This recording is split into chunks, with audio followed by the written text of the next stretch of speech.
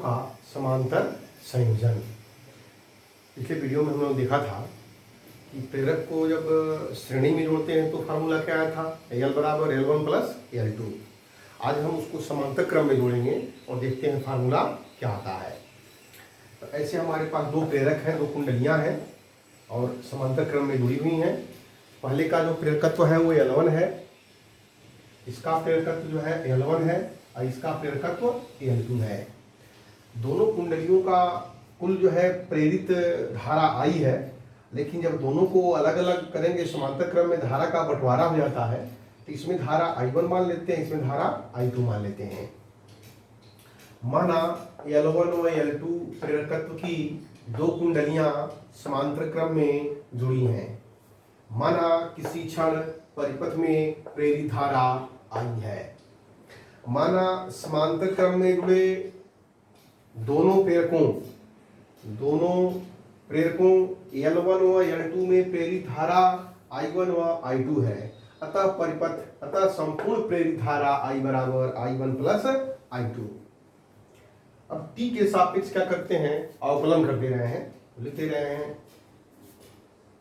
T के सापेक्ष अवकलन करने पर इसको लिखेंगे ऐसे di by dt is equal to di1 upon dt plus di2 upon dt। इसको कर दे रहे हैं समीकरण नंबर 1। ये दोनों कुंडलियां समांतर में हैं और समांतर में दोनों में उत्पन्न विद्युत वाहक बल क्या होगा, समान होगा। इसका भी विद्युत वाहक बल जो होगा वह इसका विद्युत वाहक बल होगा, दोनों में विद्युत वाहक बल ही समान होगा। तो यहाँ लिख दे रहे हैं वह दोनों कुंडली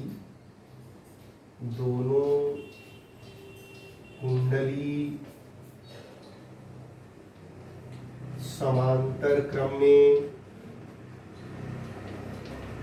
जुड़ी है। अतः दोनों कुंडलियों में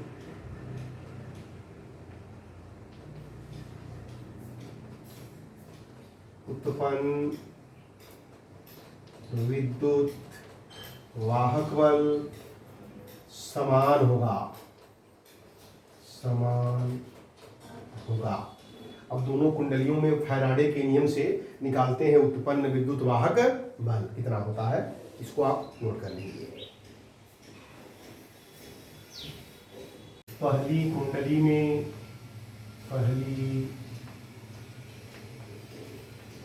में उत्पन्न विद्युत वाहक बल E बराबर minus L1 di1 upon dt। पहली कुंडली में उत्पन्न विद्युत वाहक बल, तो यहाँ से हम di1 upon dt equal to क्या हो जाएगा, माइनस E अपॉन L1। द्वितीय कुंडली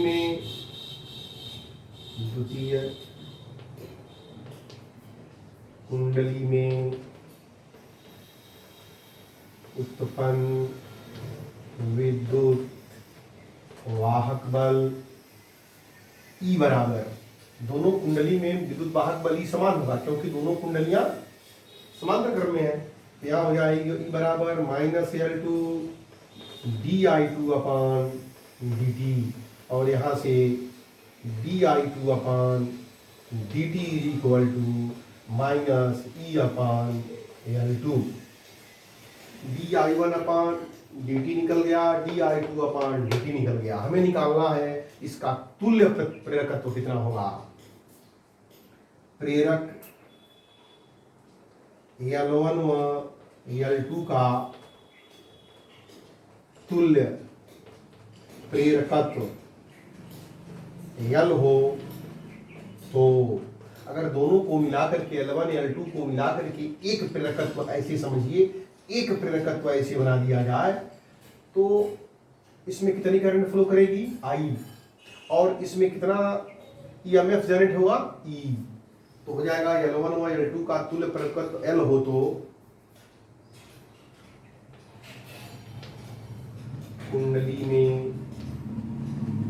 उत्पन्न विद्युत वाहक बल E बराबर -L di/dt, या यहाँ से di/dt इक्वल टू -E/L। तो देखिए यहाँ पर समीकरण नंबर जो हमारा एक था, I बराबर di/dt बराबर di1/dt प्लस di2/dt। तो समीकरण नंबर एक में di1/dt, di2/dt और di/dt का मान रखने पर रख करके देखिए साफ कर रहे हैं। समीकरण एक में di/dt, di1/dt तथा di1/dt, di2/dt का मान रखने पर देखिए di/dt के जगह पर लिखेंगे -E/L, -E/L1, -E/L2।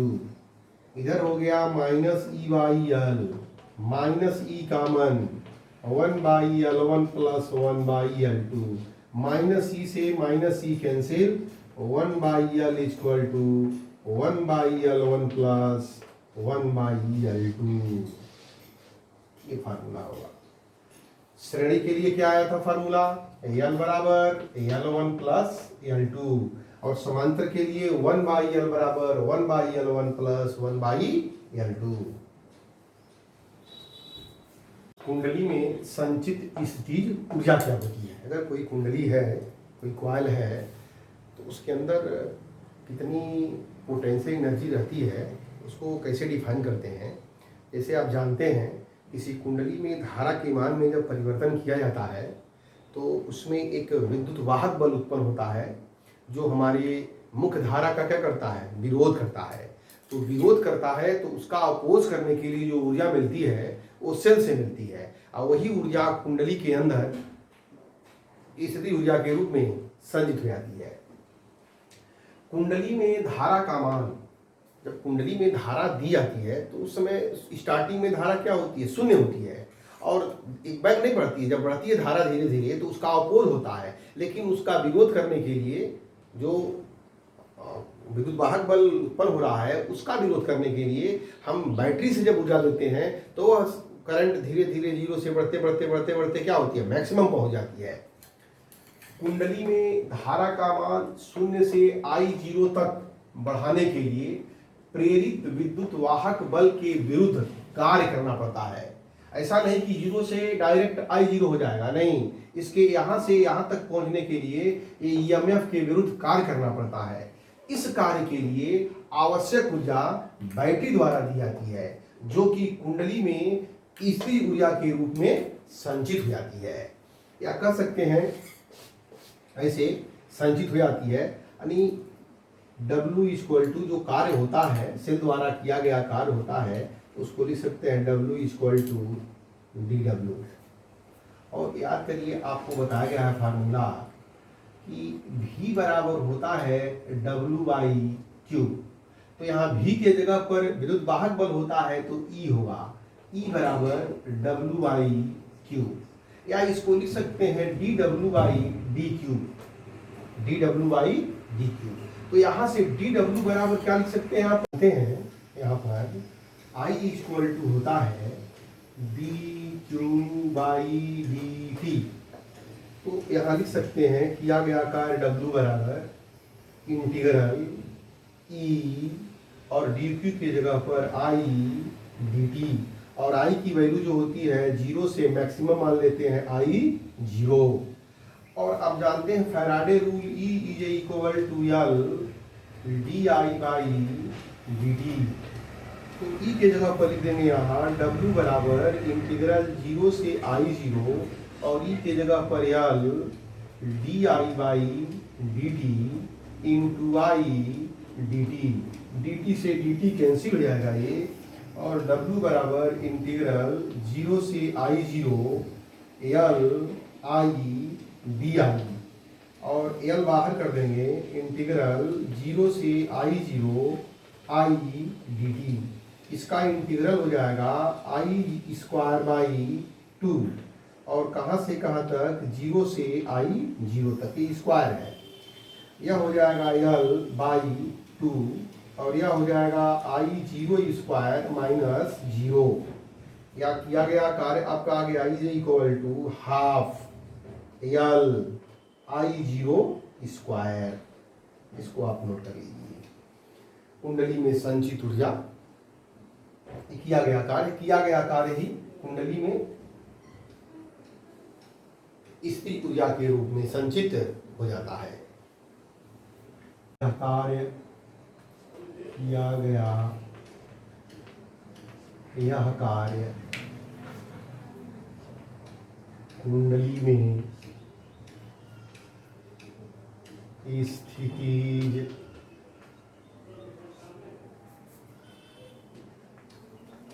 ऊर्जा के रूप में संचित हो जाता है। अतः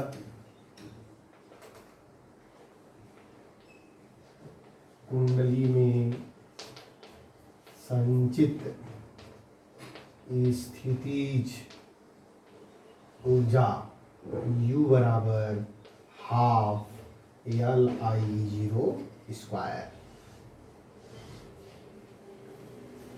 हाफ एल आई 0 स्क्वायर। यहां से एक चीज आपको जब पूछा जाए, प्रेरकत्व का बीमी सूत्र, यहां से प्रेरकत्व का बीमी सूत्र पूछा जाए, एल की बीमा, तो सबसे अच्छा है यहीं से निकालें आप। देखिए कैसे, यहाँ से एल बराबर हो जाएगा U बाई आई 0 स्क्वायर। ये ऊर्जा का बीमी सूत्र होता है यहाँ एल स्क्वायर टी पर -2, और ये करंट है, करंट का होता है ये, तो स्क्वायर कर दीजिए, तो यह बराबर हो जाएगा यहाँ एल स्क्वायर टी पर -2 ए पर -2। और जब भी आपसे पूछा जाए बीमी सूत्र तो इस फार्मूले का यूज करिए, U बराबर हाफ एल आई 0 स्क्वायर।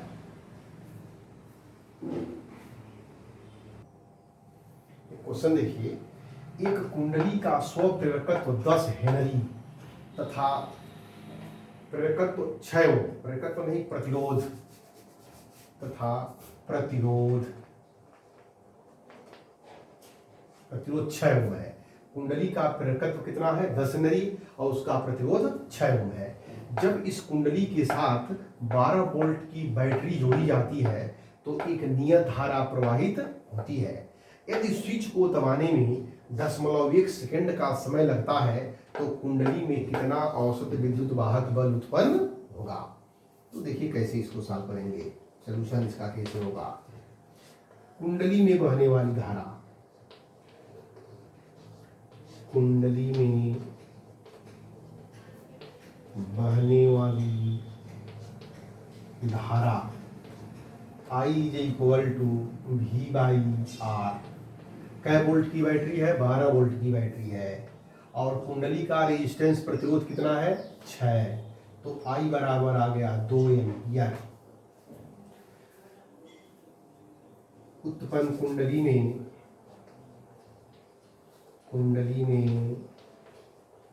उत्पन्न विद्युत वाहक बल E बराबर होता है -L delta I by delta T, minus L की वैल्यू दिया हुआ है 10 हेनरी है, तो लिख देंगे 10। डेल्टा I का मतलब होता है प्रारंभिक मान, अंतिम मान माइनस प्रारंभिक मान। तो धारा 0 से बढ़ के कितनी हुई है, 2 एम्पियर, तो लिखेंगे 2 - 0।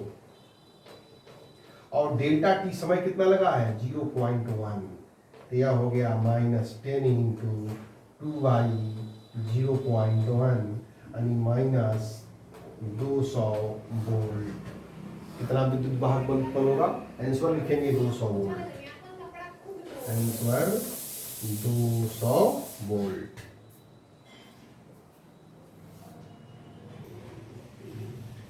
क्वेश्चन और देखते हैं। एक प्रेरक में बहने वाली धारा I बराबर 5 प्लस 16 t द्वारा दी जाती है, जहां t सेकेंड में और धारा I एम्पियर में है। इसमें स्वप्रेरित विद्युत वाहक बल 10 मिली वोल्ट है। याद कीजिए स्वप्रेरकत्व t बराबर 1 सेकेंड में संचित ऊर्जा और नंबर 3 प्रदान की गई शक्ति। तो दिया क्या क्या है देखिए, given that दिया है I is equal to 5 plus 16 t। तो यहाँ से निकाल लेंगे d I by d t equal to 0 plus 16 d I by d t. स्वप्रेरकत्व पूछा है तो लिखेंगे E इज इक्वल टू होता है minus L d I by d t. यहाँ से एल बराबर हो जाएगा minus E upon d I by d t. Minus E का मान दिया हुआ है कै मिली वोल्ट है? 10 milli volt. 10 into 10 to power minus 3 volt. और d I by d t का मान कितना है? 16 है। D I by d t equal to 16। तो यह हो जाएगा माइनस 10/16 मिली हेनरी। काट दें इसको, 2/16 2 × 10 माइनस दशमलव लगा देंगे 0। तो 8 छक्के 48 2 20 8 दूनी 16 8 × 40 .625 मिली हेनरी। पहला आंसर एल बराबर निकला। L is equal to answer लिखेंगे 0.625 मिली हेनरी। फिर पूछा है टी बराबर 1 सेकेंड में संचित ऊर्जा। टी बराबर 1 नंबर 2 टी बराबर 1 सेकेंड में प्रवाहित धारा I बराबर 5 प्लस 16 गुणे 1 बराबर 21 एम्पियर। तो संचित ऊर्जा का फार्मूला होता है U बराबर half L I square. Half L का मान 0.625 और आई का मान 21 का स्क्वायर। हल कर देंगे तो आएगा 0.21 का वर्ग करेंगे, इसको सॉल्व कर लीजिएगा जितना आ जाए। कितना करेंगे? 0.625 गुणे 21 गुणे 21/2। हम मोबाइल से करके आपको बता दें 0.138 जूल। 0.138 जूल। नंबर 3 पूछा है पावर P बराबर होता है वी आई। वी के जगह पर आया ई है तो ई आई। ई की वैल्यू दिया हुआ है 10 गुणे 10 टू पावर माइनस 3। आई की वैल्यू 21। तो यह हो जाएगा कितना? 210 गुणे 10 टू पावर माइनस 3 या 0.210 वाट। 0.210 वाट पावर पूछा है, शक्ति पूछा है तो शक्ति ऐसे निकाल लेंगे।